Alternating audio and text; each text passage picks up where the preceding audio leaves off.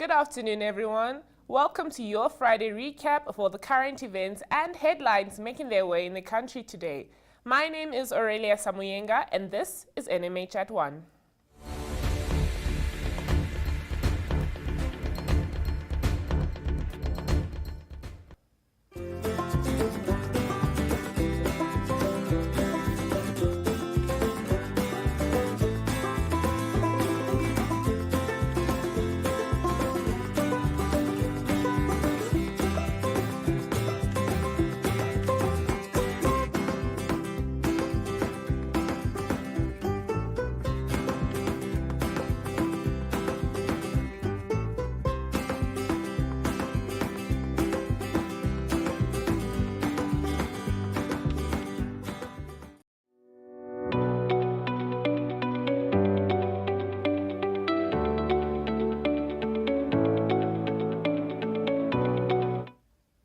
In the news for today, Namibia and USA reaffirm commitment to HIV fight, new smart card center for Enana, and making profit from breeding crocodiles.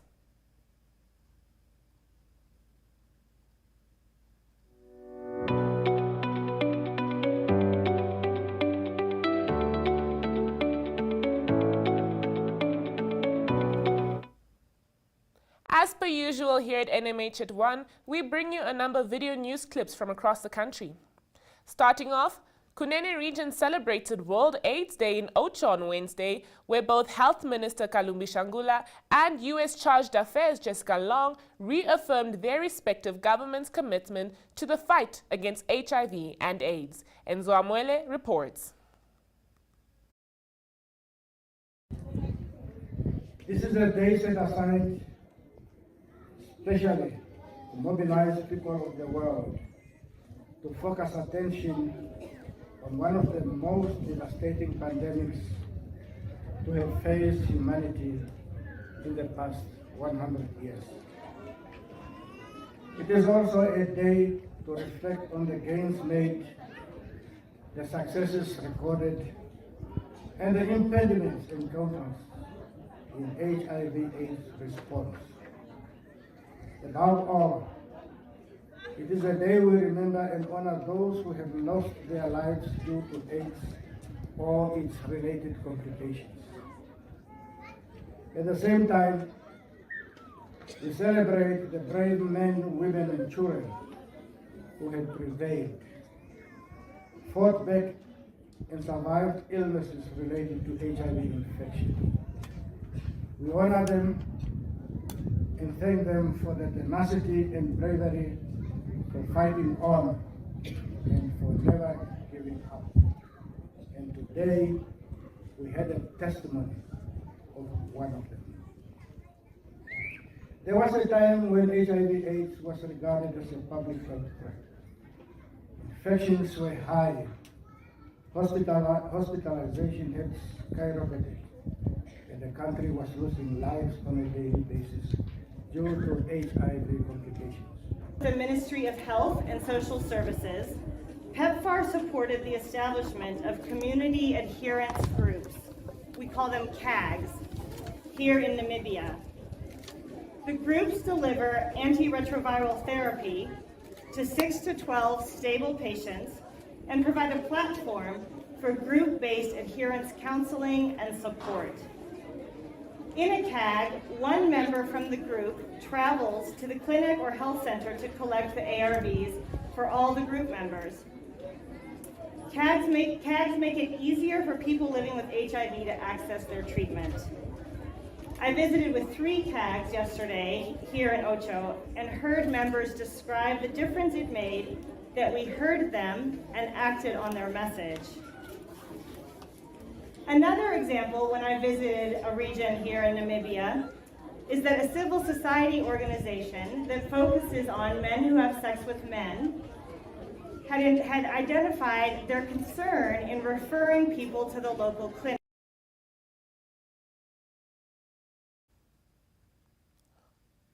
Governor of Ohangwena Region, Valden Devashia, Mayor of Enana, Johannes Yadumeni, and other officials opened doors to the new Smart Card Center at Enana District Hospital to provide men with free male medical circumcision. The center had additional funding from USAID. Tunohole Mungamba was there. Demonstrated this center has been officially opened.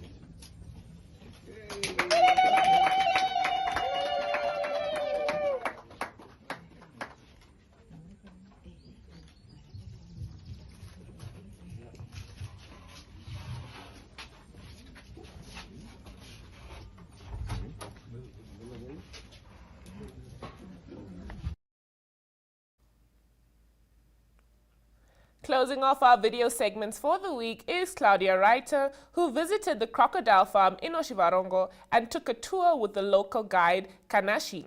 He shared some information regarding the crocodiles' breeding habits, as well as how the farm makes its profit.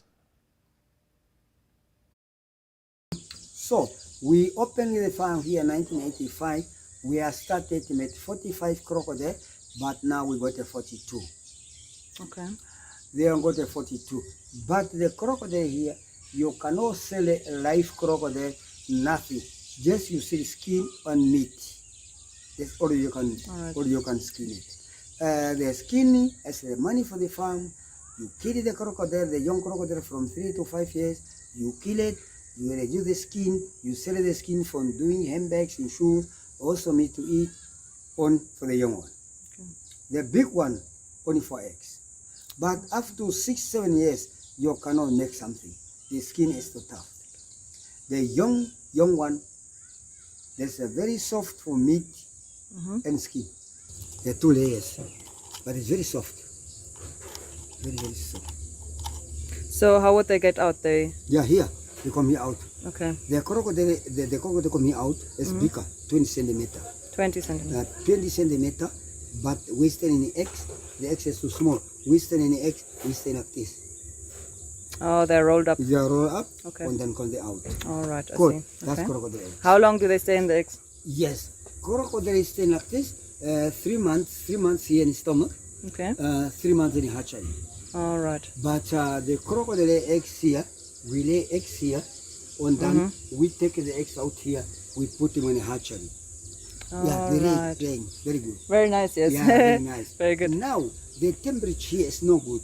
Okay. The temperature is raw. But they burrow them, don't they? Yeah, we bury them. Yeah. We bury Okay. them. All right. We come there, we dig a hole, like this. So, and then we put them on, we closing, and then people that are working here, I mean guys, people are working together with me, they go inside, they take the eggs out, put them in the Okay. hatchery. I see. All Yeah, right. but the eggs is too much. 60 to 70 eggs for one Per crocodile. female. We lay eggs once a year. Take the eggs, put them in a hatchery, but you put them in a hatchery, you can change the sex, you know. Oh, it's a temperature, right? Yeah, temperature. Correct, I've heard you that, can yeah. change, You can change the temperature. Maybe you want male, you want female, Okay. you can change the temperature. All right. So you want male or you want female, they are 27 degree, 27 degree, this comes the female. Okay. 31, 32, you male. need a male. So how many crocodiles do you have in here? Here I've got it 38 female, 4 male, Okay. 42 inside. All right. And then on the other side, you also have more Yeah, crocodiles, they're right? the outside of crocodile. Yeah. They are outside. I've got 2,600 crocodiles from 1 year to 10 years. We are there. Crazy. 2,000. Every year need to hear newborn. 1,006, 1,700. Crazy. Newborn here. You can hold them, you can take a picture. I can touch it? Yeah, touch. You can hold them, you can take a picture, no problem. See, that's the bird.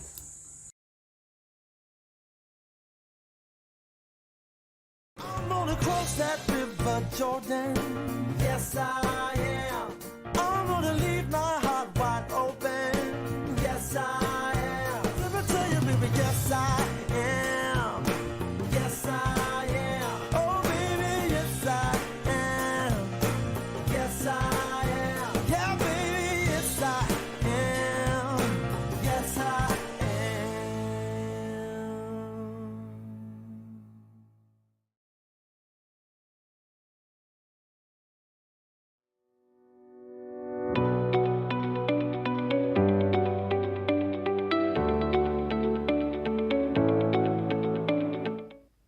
Let's have a look at your COVID-19 monitor for today. Namibia since Monday experienced an increase in new cases with 45 confirmations, almost doubling to 81 new cases on Tuesday. Although it is barely visible on the graphic tracing the incidence rate since the start of the local transmission of the virus on 17 June last year, this may be the first signs of an approaching fourth wave. The overall recovery rate as a result decreased with 2 decimals to 97%. Only 1 death was reported during the past 7 days. Namibia's daily average for new cases increased more than threefold from 8 to 27 cases per day, and the capital city of Windhoek, where the daily average jumped from 4 to 22, is reporting more than 80% of these cases. The Commerce region, with 151 new cases reported during the past 7-day cycle, also surpassed 42,000 cumulative cases. Windhoek makes up almost a third of all cases in Namibia. The Oshakati district is reporting an average of 1 case per day, as well as Swakopmund. The Karas region, which borders on South Africa, has seen an increase in new cases in all 3 of its districts, including Luderitz, with averages at Karasburg and Keetmanshoop also increasing to 1 case per day. In spite of increases in 8 of the country's 35 health districts, 6 recorded a decrease in new cases and averages remained unchanged in the remaining 21. A total of 21 districts also have not recorded any new cases for 7 days, with Onanjokwe and Keetmanshoop being replaced on this list by Oshikuku and Rundu. Monday and Tuesday also saw an increase in new vaccinations after the identification of the new Omicron variant last weekend. Almost 15% of Namibia's population has received at least 1 dose of vaccine, while a rounded 13% is fully vaccinated. These numbers respectively represent 25% and 21% of the 60% target set for March next year. There is no doubt that health authorities will monitor the current situation closely, with the possible change in regulations set for the 15th of December, 1 week before Christmas.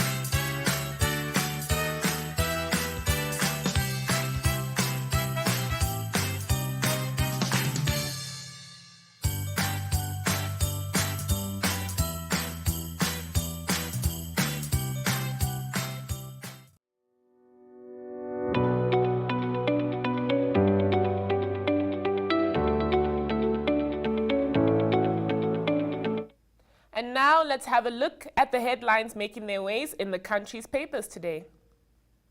According to Namibian Sun, ousted SWAPO Party Youth League, SPYL, Secretary for Economic Affairs Marius Shea said the league is gripped by jealousy and hunger for positions. Shea, who serves as governor of the Kunene region, was recalled from the SPYL National Executive Committee, NEC, at a central committee meeting held at Grootfontein last weekend. The Republican reports that a large number of cattle grazed along district roads northeast of Windhoek, where devastating veld fires forced farmers between Steinhausen and Omitara to cut boundary wires so that the animals do not burn to death. Although it was not known yesterday exactly how many farms were affected by the fire, it is estimated at more than 60. Algemeine Zeitung reports that the staff at the Ministry of the Environment, Forestry and Tourism can look forward to new modern offices, reception rooms, accommodation, garage workshops, and more in some national parks. This is possible thanks to the next phase of the so-called NAMParks program, which has financial support from Germany through the KfW Development Bank. The Namibian reports that President Hage Geingob has said young people should start using their qualifications to innovate and create jobs rather than depending on government for employment. The president said this at State House yesterday during a presidential engagement with the youth. Political analysts yesterday reacted to this week's City of Windhoek Council elections, with some predicting a gridlock. The elections that confirmed the collapse of the coalition referring themselves as the Progress Forces also saw a seemingly new coalition being formed between the Independent Patriots for Change, Landless People's Movement, and NUDO.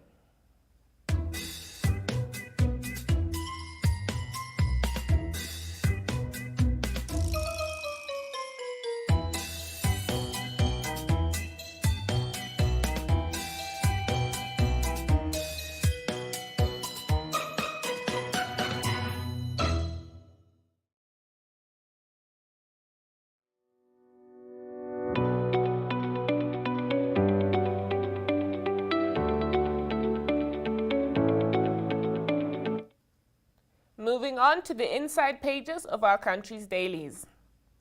Namibian Sun reports that Thomas Floren's adult son has pleaded with the High Court to release his father after almost 22 years in prison to join his children in Germany and to meet his grandchildren. He was jailed for killing his wife Monica, who was 30 at the time, butchering her body and cooking the bones in 1998. In Republicane, it is reported that the Namibia Security Association, SAN's annual meeting on 26 November in Windhoek, the first since 2019, provided shocking revelations for the future of the industry in the country. The Deputy Minister of Home Affairs, Immigration, Security and Safety, Daniel Kashikolo, announced that the government is planning a new bill to replace the Security Companies and Security Officers Act of 2002. Algemeine Zeitung reports that the draft declaration of intent negotiation between Namibia and Germany on the recognition of the genocide of Herero and Nama-speaking Namibians over 100 years ago should be only discussed, not ratified, in the National Assembly. This is according to Defense Minister Frans Kapofi, who added that the final document will only be approved later.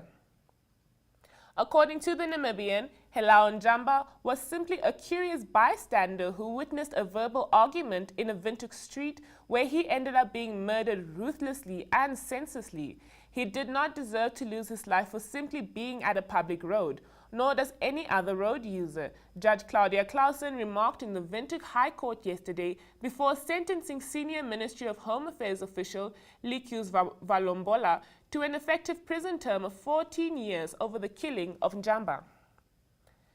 And finally, New Era reports that Defense Minister Frans Kapofi has assured the genocide-affected communities of the government's commitment to bring the genocide issue to finality to the satisfaction of everyone.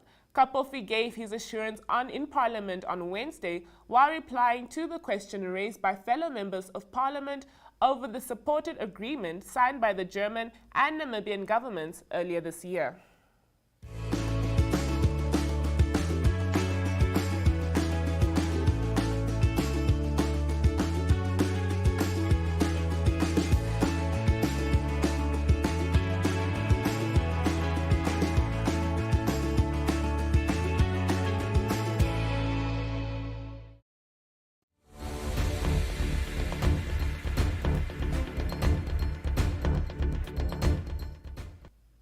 And that is it for your Friday edition of NMH at 1. From myself, Aurelia Samuyenga, thank you very much for joining me this week. Have a blessed weekend, and please do tune in again next week, but with Glenora Shipura. Until then, here is your weather update for the weekend.